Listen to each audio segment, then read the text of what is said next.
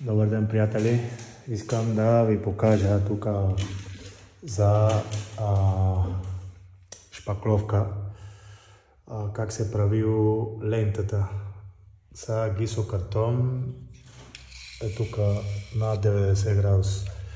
Гледайте, защо се получава това нещо?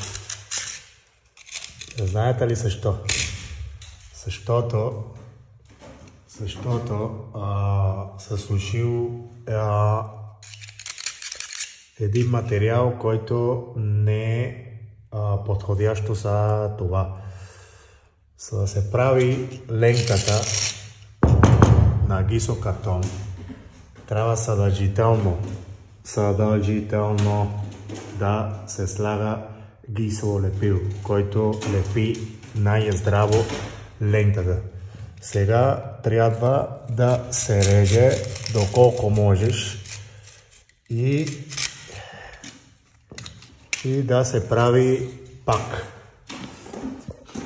Работете с професионалист,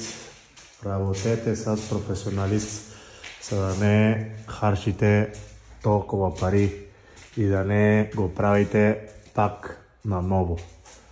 Това е от мене. Чао!